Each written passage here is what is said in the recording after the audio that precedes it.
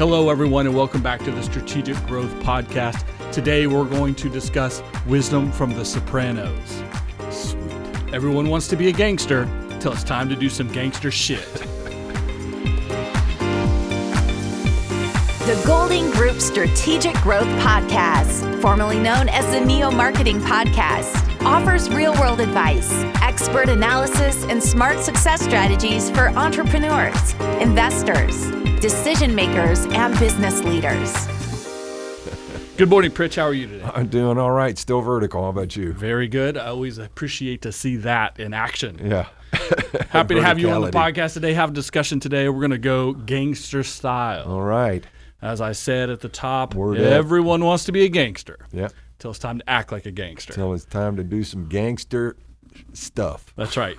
Everyone sees it on TV. They see it in movies. They see it in The Sopranos, and they think, I could be that guy. Yeah. I could be that girl. Yeah. Probably can't. Till you have to be. That's right. Running a business is the same way. Being an entrepreneur, being a business owner, being the boss. Right. It looks great. Right. Sounds great. It's easy on TV. It's easy in the movies. But the actual execution is a lot harder than that, and there's a lot of gangster stuff Right. you got to do if you're going to be the person in charge. All right. Well, tell us some more about that. All right, so here we go. Because starting and managing business, you have the most opportunities right now today to start and run a successful business than there's ever been in the history of the world. Well, yeah, I'd agree with that. Thanks to technology and communication and other aspects of daily life for all of us. And a lot of people are doing that. Right. The Great Recession, right, the Great Resignation. Are people quitting their corporate jobs, if you will, or regular day jobs and starting their own businesses and working for themselves or working from home, etc.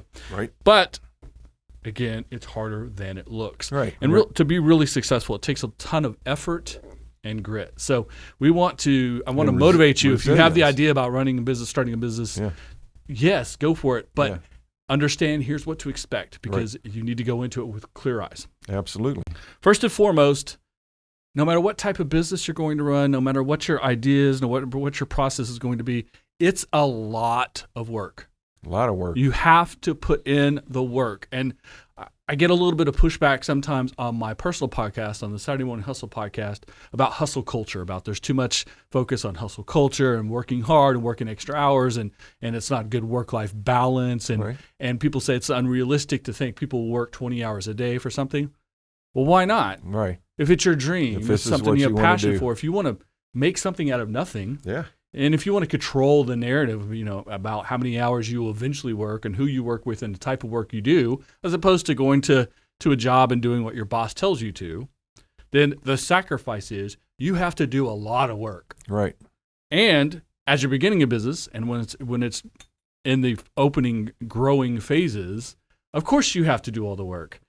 You're the one collecting the paycheck, right? So you have to do all the work. There is a lot of work. Sometimes it's physical. Sometimes it's cleaning and knocking things down and cleaning things back up and moving furniture around and running the cables and running the lights and doing all that kind of stuff. And sometimes it's analytical. It's putting your head down and writing notes and creating a strategic plan and understanding your process, doing your research. Yep. Right? How often we talk about research, Capital R research. There's a lot of work.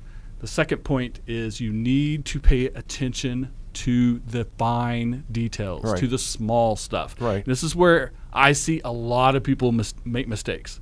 They get the big picture. They get what their product or service is. They understand their widget, if you will. They might even understand their audience or how they're going to sell it. We're going to sell it online, or it's going to be a drop ship or some other, whatever the formula is.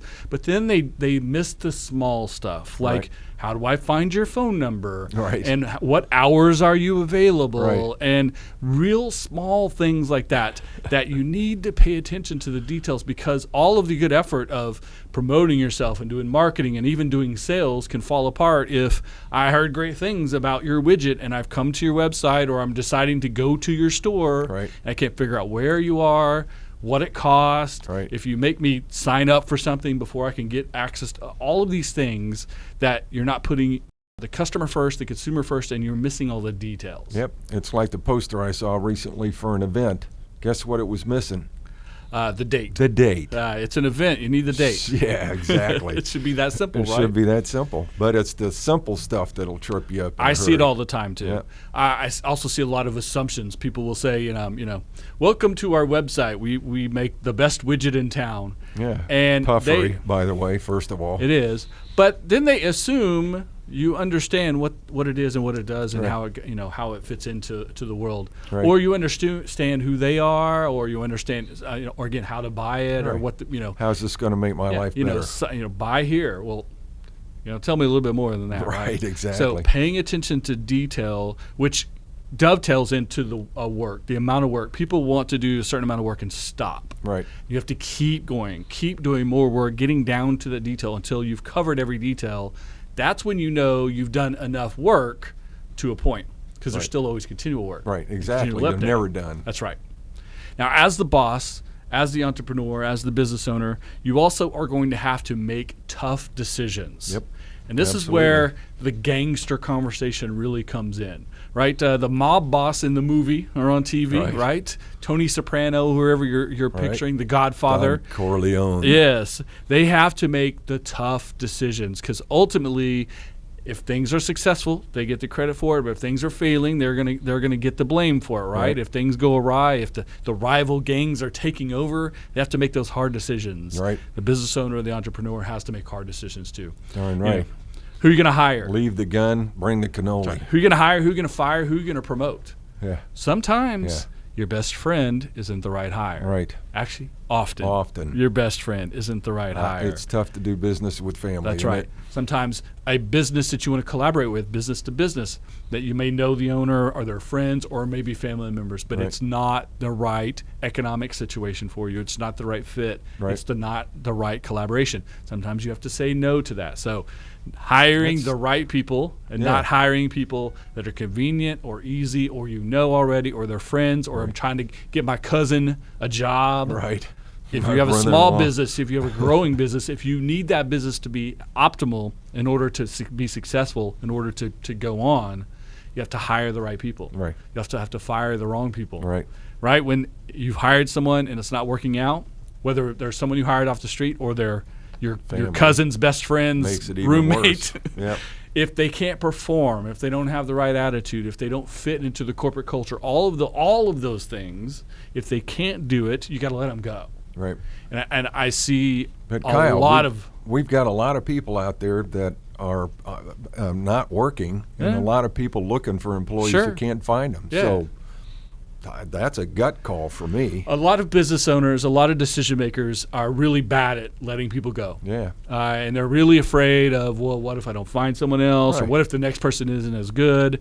You know, that old saying, like, a bird in the hand. If you don't, what if we invest all this time in training our people up and they don't stick around? Right. Like, well, if you don't invest time and money in training people and they do stick around. Or they would, worst case. Right.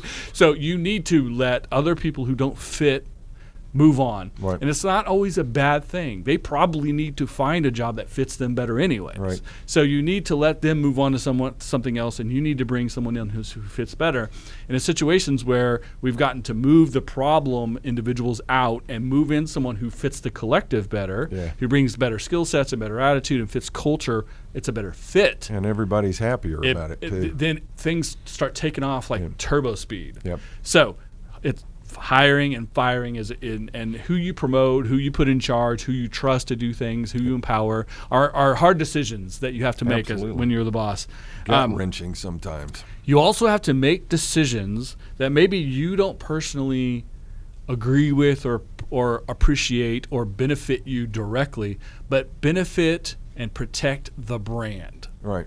The brand is everything, right? The reputation of your brand, should people do business with you, should people work for you, should people collaborate with you, is essential. If you have a weak brand or a damaged brand, then it doesn't matter how great your widget is. Right. People aren't going to buy it. Right. They don't want to do business with you. If you have a well-established brand, if people understand who you are and the good reasons to do business with you, then your widget is only part of the equation. Right. So sometimes you have to make a decision, again, hire, fire, promote, or maybe where you spend your money, where you budget things. the things you will do and won't do, the people you do business with, etc., based on how to protect the brand. Right. Not because I want to or it's great for me. You have to protect the brand, and much like the mob boss, you got to do what's right for the crew. Right. Do what's right for your team, for your people. That goes back to corporate culture and having people really want to work there, appreciate working for you and with you. So protect the brand and do what's best for the crew are hard decisions that you have to make as the boss. Absolutely, but absolutely critical to success, in my opinion. And the key to how do you make the right decision? Ethics. Mm-hmm. Your business ethics. Yep. And if you're an ethical person and an ethical business person, then making the ethical decision should actually be pretty natural for you. It should make a lot of sense.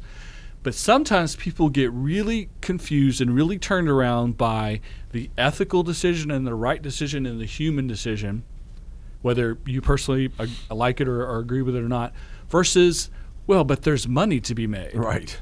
There's the failing, right? The potential for money, especially easy money, fast money, will often make some people kind of create some gray area in their ethics. And it goes back to protecting the brand. Once your ethics of how you perform your business starts sliding, your reputation follows that, and the brand follows that. And the brand collapses underneath that weight. That's right. So much like we're not mob bosses, we're business people. We don't have people killed. We don't set things on fire. We don't break rules. We don't break laws. We don't do those things like the mob bosses do. So we have to be not just legal, but ethical. And try to hold yourself to an ethical standard. And if that means missing out on short money or missing certain opportunities, I can tell you from experience, when you pass on the opportunities that aren't quite right, because it's a little gray, the right opportunity does come along. Absolutely. And you're available to take that on because you said no to the wrong one. So these are hard decisions that the boss has to make, much like the Tony Soprano of the world, to really make the organization work correctly, and putting the organization first ahead of everyone, including the boss. Yeah, something bigger than you, for sure. That's right. In business, you've heard me say this 100 times on this podcast, you will hear no much, much more than you will hear yes. Absolutely. Many people will pass on doing business with you. You know, when someone else is making $1 million in sales, you're making $1,000 in sales. They're getting yeses that you're not getting. You're getting no's. This happens. You can't focus on the no's. You have to focus on the yeses, because the yeses are the people who want to do business with you the right way for the right reasons and the right ability for you to provide that product or service. As I tell my students and have for 20 plus years, got to have skin like a rhino. Absolutely. My next note right here, the first under more no's and yeses, is thick skin. Thick skin. You have to develop armor, if you will.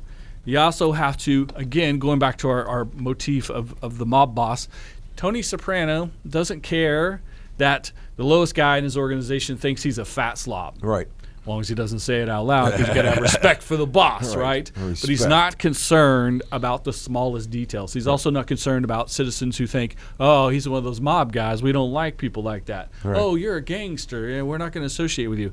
Tony Soprano does not worry himself with them. Not one iota. As the boss of a legitimate organization, not a mob boss, you have to focus on the things you can control and the things that are relevant to your business, and everything else is irrelevant. Absolutely. Thick skin. Thick skin. Don't worry about someone complaining about you who doesn't do business with you.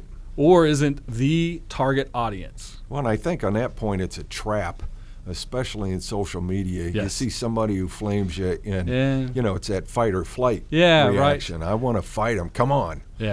But 9 times out of 10, the best response is no response. Absolutely. In those situations. It's the Barbra Streisand effect.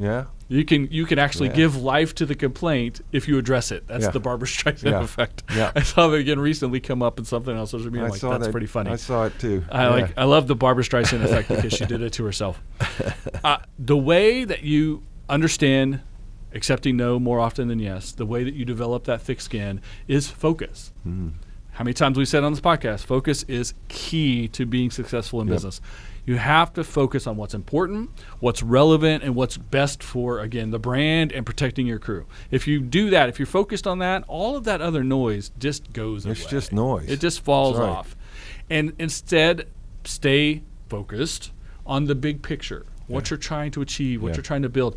Most people, almost no one knows what it is you're doing, what you're trying to achieve, what you've done to get there. So their outside opinion about like, oh, you should do it like this, and that's not like that. We don't like that, and your thing is all of that. I'm not doing like it's just it's what it sounds like, right? None of it's relevant outside of the opinions of your key consumer, your target audience, the people that you're like, these people should be buying this for all the right reasons. Now, if they're telling you you're not delivering it correctly, that you're not providing it the way we look for it, we don't need it, we don't understand your differentiation, we don't know why to do business with you as opposed to someone else, etc. If your target audience, the consumer, the focus of your business, if they tell you you're wrong, now you have to listen. Right. But that's why it goes back to focus and doing what's right for the best for the brand. Yeah. Sometimes your brand misses the mark, but you find a new mark.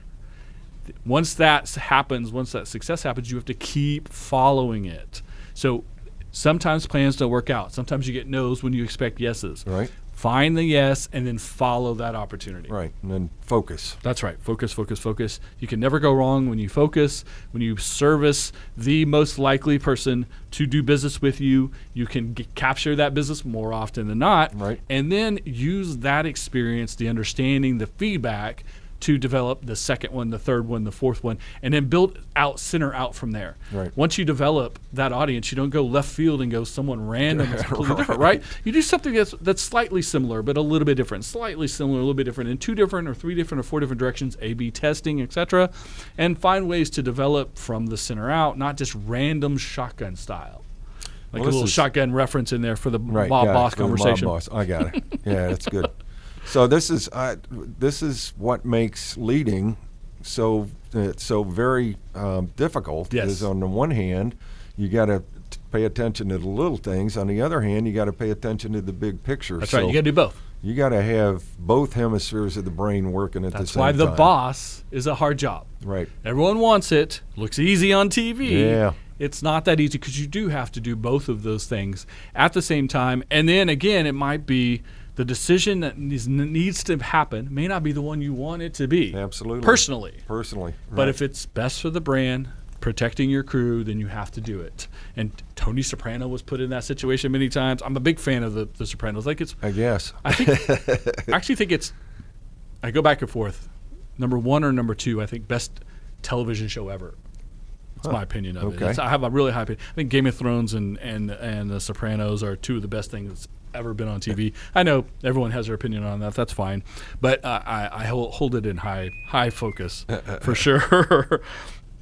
So as you are trying to operate like the boss, a legit boss, not the mob boss, you have to ask yourself, do you want to build something that's sustainable and successful, or are you just trying to be cool? Right. Cool, or are you going for the fast buck? Exactly. I see a lot of people doing things that look cool but aren't going to pay off. Right. I see a lot of people taking short money, fast money, easy money, and ignoring what the big payoff was going to be, or the real value of what they could be building. Yeah. And I see people make this mistake all the time. I want to be a social media influencer. I want to be a YouTuber. I want to be things. I want to be a rock star. I want to be the varsity quarterback. Yeah, everyone wants to be. You have to really have a certain amount of skill and dedication and process to get to those levels.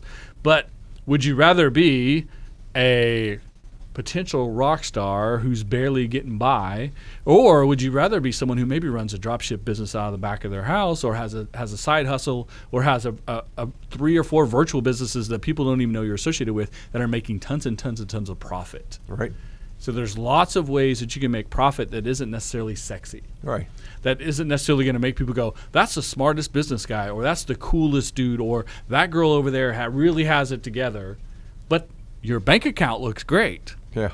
Now, sometimes you can do both. Right. But focus first and foremost on how you can be successful and sustainable, be profitable. And then when you take that money and you put it back and you have a vehicle that continually be profitable, you can add some cool factor later. Right.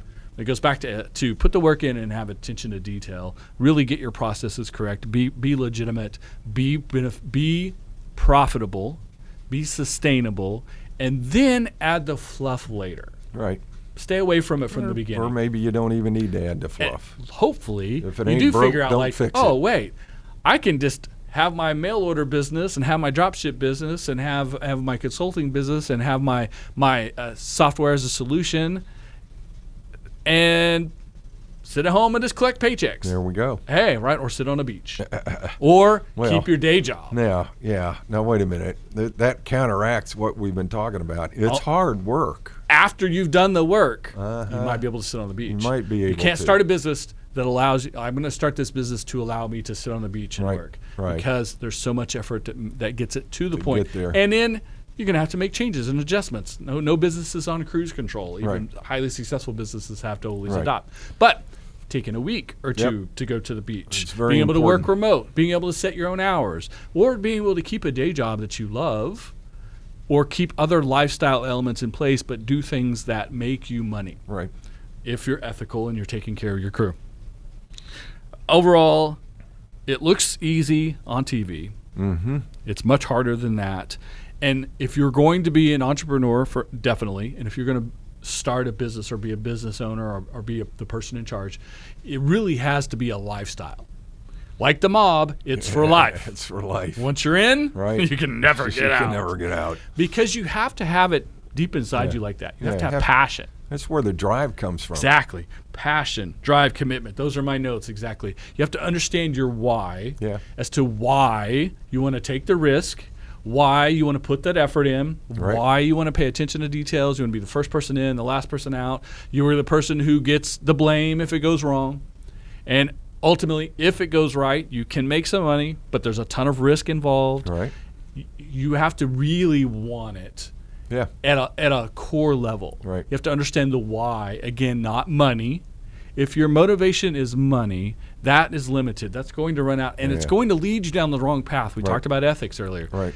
Ethics and making the most money are typically antithesis of each other. Now, there's a way to meet in the middle. There's a way to be highly ethical and highly beneficial and highly profitable at the same time. Absolutely. But looking for fast, cheap, easy money, your only motivation is money. Your decision-making process will be flawed. Yes. If your decision-making process is building systems of sustainability, building profitability, doing things the right way for all the right reasons, the profit will come. Absolutely. It will show up if you do things the right way. So your focus should be building a good business, building relationships, creating systems, understanding your audience, understanding your product, understanding your audience, understanding the competition, understanding your position, and then applying it. Hard work, dedication, commitment. And if you do all those things, the money shows up. Yeah. The money happens. It'll come. Yep.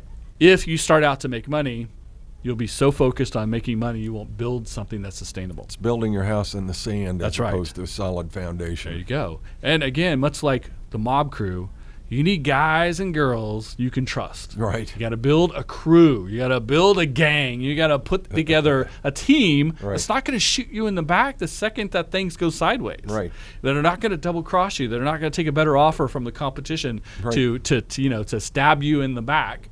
That they're not going to pull the switcheroo on you or anything like that.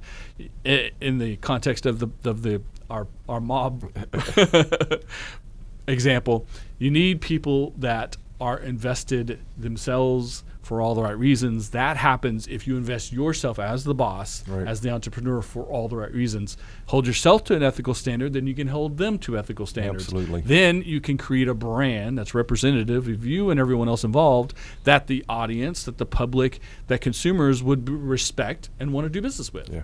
It's that simple, folks. It's simple. Simple but hard. If you focus and you put the attention in, but if you have to, it has to be for life. It has to be something that's really in you.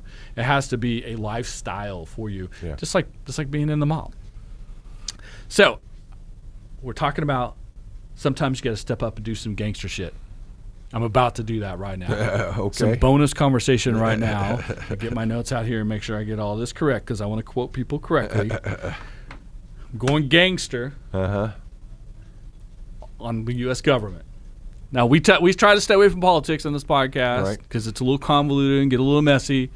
But We also talk a lot about communications. We just talked about ethics. Of course, I have a degree in PR. You were the master of PR. You have the degree. You've been teaching it for years. You were a public information officer for the Navy.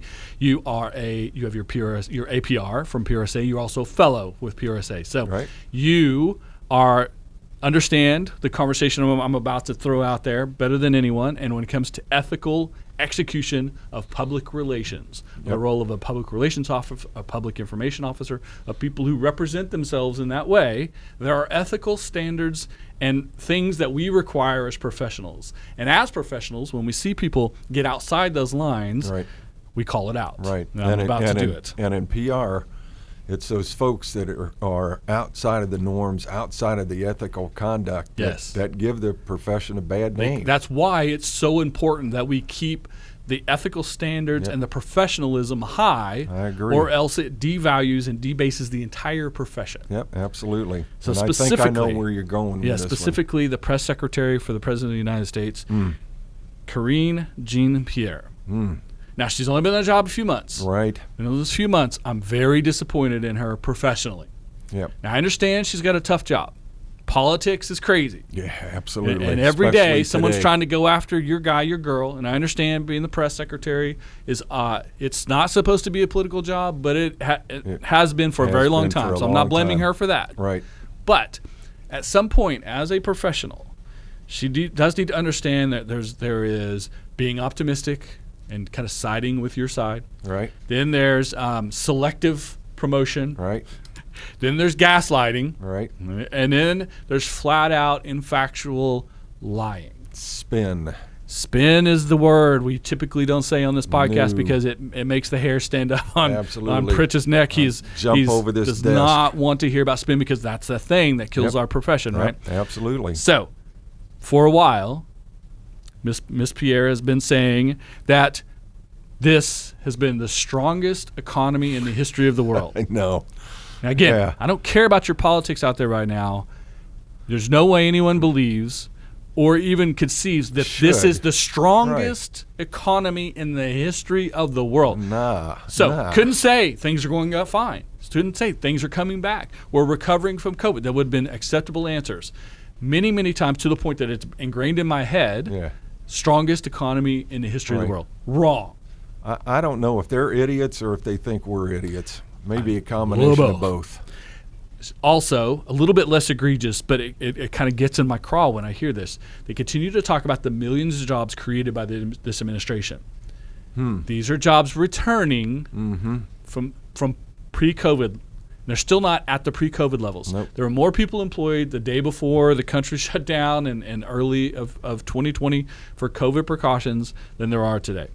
So they have not created any new jobs. Right. They're returning jobs that were eliminated or restricted or somehow affected by local, city, state, and federal restrictions because of COVID and other reactions. There are also jobs that have been eliminated because the economy has contracted and all kinds of other things. Last administration and this administration. But to say you're creating jobs when we're down that many jobs is inaccurate, and it's spin. And it's spin. And I just can't respect it at all. And the last one here, because this just happened this week. Right. This one, again, it's not about gaslighting. It's literally attempting to lie to us. It's spin, plain and simple. And the word, I accidentally said the word earlier. I accidentally said the word earlier, recession. Recession. The word recession has a definition. Yep. And it's been defined this way for 100 years.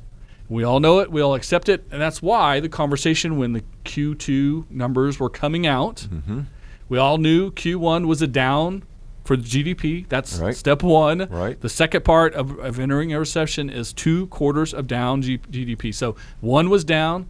If Q2 is down, it is a recession. We all know this. We're all adults. We can have that conversation. It's fine. The only way to fix it is to address it, admit it, and move forward with what we can do better moving forward. Yep. To say that we're not in a recession now, that this is not a recession or not how you understand it, or other factors such as job market and other things that they try to throw out there, and it's the strongest economy BS.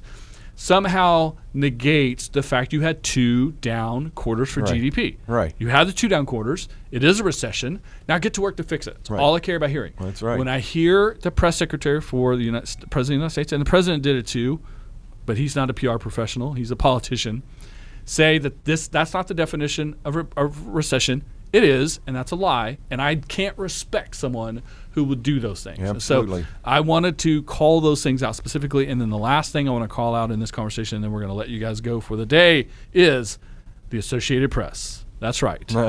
You can't get any more official than the AP when it comes to reporting news. The press themselves, the Associated Press. We could do a whole thing on my attitude. I'm going to give you one headline. Okay. And I'm going to let you guys understand why that this is completely outside the bounds of professionalism. Here it is. Breaking. The U.S. economy shrank for a second straight quarter, contracting at a 0.9% annual pace and raising fears that the nation may be approaching a recession. Right. Now, we just said that the definition of recession is 2 down quarters. Right. They say we've had 2 down quarters, but then followed it up with raising fears, that the nation may be approaching. We're in it. Right. It is a recession. This is a fact. They can't debate that fact based on the established definition for the last 100 years. Well, this is very unprofessional writing. Absolutely. And I don't appreciate it from the AP. So, like a true gangster, I'm calling out the AP, I'm calling out the press secretary, and to a degree, I'm calling out the president. But he's a politician, and so they're going to do what they do. But PR professionals, people who work in this industry, whose professionalism is based on the audience, the public, trusting what they tell them because they don't spin. Right. Because they present information that's factual, that can be backed up and based. That's accurate. Those people are held to an ethical standard, and those of us in this industry, it's our job to hold them to that standard. Absolutely. I agree with you 100%. So that's our conversation today. Okay. We appreciate you guys so much paying attention to the podcast, spending 30 minutes with us today, talking about gangster stuff, talking about politics, talking about professionalism, ethics, all the good stuff. It was a good conversation today. Good conversation. Thank you for having a conversation with me today, Pritch. Yes, sir. Thank you for listening to us. We'll see you again in 2 weeks for a new episode of the Strategic Growth Podcast. Until then, good luck. Ciao. Thanks for listening to the Golding Group Strategic Growth Podcast. Make sure to subscribe so you never miss an episode. Tell a friend, leave a review, and engage with us on social media. To contact us, please visit thegoldinggroup.com.